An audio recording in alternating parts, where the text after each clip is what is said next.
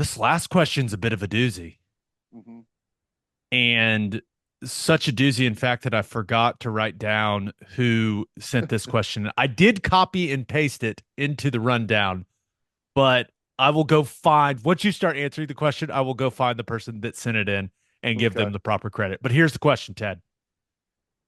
There was a lot of loud doubt heading into BV's first season.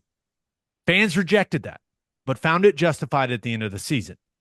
Why is this season different with the doubt of the national media heading into SEC year one? Well, I don't know. I think the situations they're totally different. The doubt in Brent Venables' year one was maybe it was about all the players that had gone. It was the fact that he'd never been a head coach before, that, Lincoln Riley, the guy that has been so good with our offense, was gone.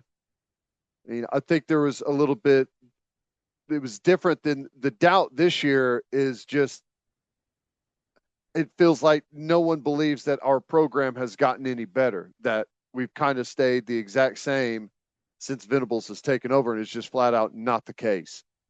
Um, when you go back to year one, we were a 6-7 football team. I think we lost 5 one-score games, and I think most of them were by a field goal. And not to like justify it, but that season could have looked totally different. I didn't think we weren't a very good football team, and it's obviously reflected in our record. But I the two situations between that year and this year are totally different. We are going to have the best defense that we've had at Oklahoma in over a decade.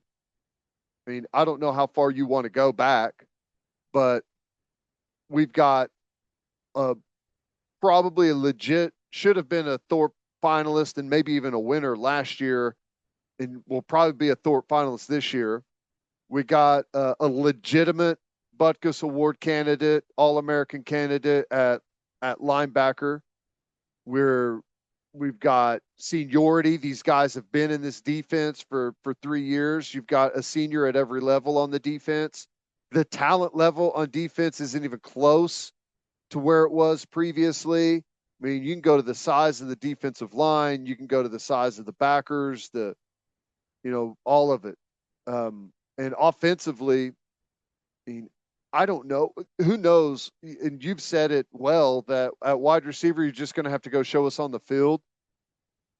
But talent wise, I feel like it's possibly the best we've looked at wide receiver in a really long time with the depth and the athleticism. I mean, it's not that we don't have questions. We definitely have questions, but I think the questions are totally different than they were in 2022. I I'm with you. And shout out to Sooner Gnome 17 for the question. Thank you, Sooner Gnome 17. But Are there 2020, 16 other Sooner Gnomes out there? I don't know. Maybe that's his lucky number. I don't know. But I think that I think the biggest difference between the 2022 team and the 2024 team is just talent and experience. I mean, now you had Dylan Gabriel as your quarterback in 2022. You're going to have Jackson Arnold, who has played what, one game. Yeah, that is the inexperience at quarterback. I think is a big factor in how this team is being viewed. I've said it before, but I'll say it again. I really wonder how differently people would be talking about OU if Dylan Gabriel was still Yeah. on the roster. I think that would be an interesting case study. But I think there's just no denying that the schedule this season is head and shoulders much more difficult than what OU played against in 2022. But it's also just a more talented football team. well, yeah, like what would this team look like playing the 2022 team's schedule, and what would the 2022 team look like playing this team's schedule?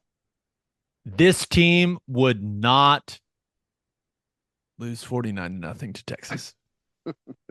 I know I've tried to block that game out of my memory, but this question kind of, oh yeah, that did happen. And personally, that season, the low point for me was the West Virginia game. Oh my God. Brutal. That West Virginia team sucked. Yep. But I think that, it's very possible you lose a lot of games this year. Now, what is a lot? Is that four, three, four, five? I don't know. But I don't think, I could be wrong. I don't think anything like what happened against TCU in 2022 is going to happen this season, or what happened against Texas in 2022. I don't think anything like that's going to happen this season. Right. I think this is going to be it's a talented football team. I expect it to be a very physical football team. And I think they're going to be in a lot of close competitive football games. And it'll come down to a handful of plays that swing those games in the Sooners' favor or in the opponent's favor. But But the two teams aren't close. no. And there's a lot of guys that are playing significant roles for the 2024 team that were on that 2022 team, Mm-hmm. especially on defense, right? You think about like Stutzman was a starter on that team. Ethan Downs was a starter on that team. Billy Bowman was a starter on that team. Woody Washington was a starter on that team.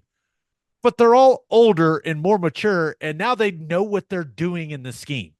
Yep.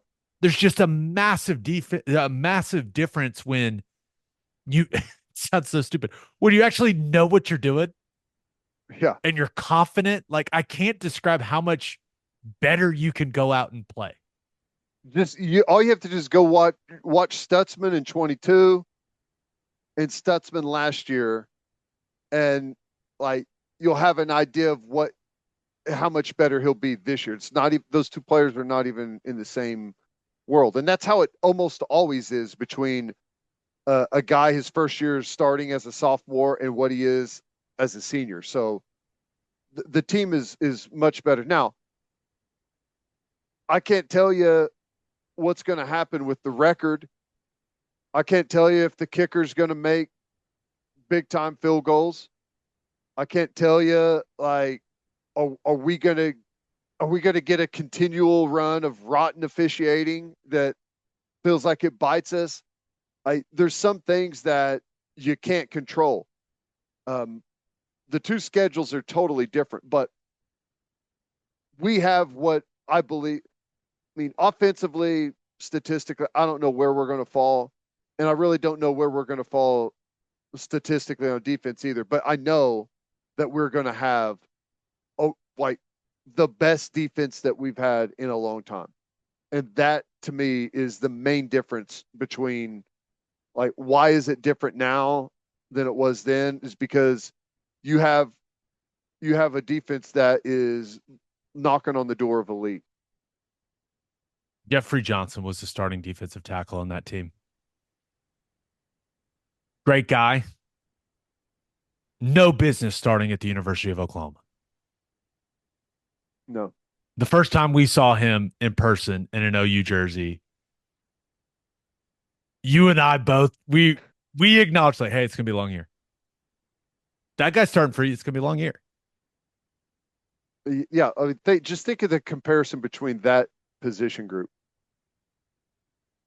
You got Dominic Williams instead of not to pile on Jeffrey Johnson. Once again, guy played hard, came to Oklahoma, played his best, was just limited physically, extremely limited physically. And the defensive side is on, if you're comparing the deep, dark depths of despair that we were in 2022 on this podcast, but you compare that team to the team we're about to watch this season. The defense is the big difference. You go and you look at that offense, some some talented guys, some experienced guys. Like, let's not forget, Eric Gray was incredible that He was. He season. had a hell of a year. He was awesome. Some good wide receivers on that football team, Hmm.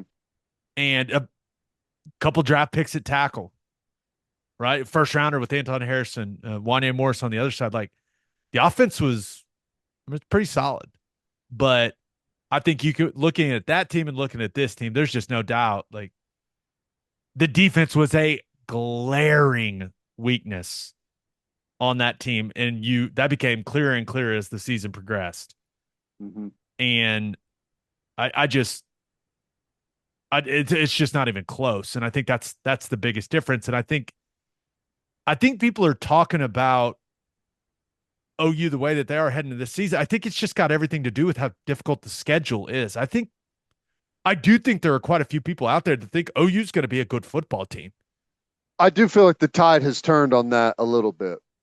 I mean, that wasn't really how it was spoken in the beginning, Well, but in the beginning, it was you haven't lived in this neighborhood. You're about to find out. yes. Like that's kind of a natural reaction to the newbies coming into the Hmm. best conference of college football. But yeah, I think people are starting to realize that Oklahoma's got, especially on the defensive side, has some talent. And I also, and maybe this doesn't prove out the way I feel it will, but I also think that the new challenge and the difficulty of the schedule is you're going to have a team that's on absolute edge, right? Week in, week out. I don't know. I think we're in a much better spot. What does it mean record wise? I guess we'll just have to wait and see. But you know, I don't know. I feel very comfortable saying that the football team, the roster, the program, all encompassing, is in a much better spot than it was in 2022. With that being said, shout out to Eric Gray and shout out to Braden Willis. You and I, Yes. we loved those two Oh, guys that season, yeah. especially Yeah. you, Braden Willis. Just Incredible. he played so many snaps.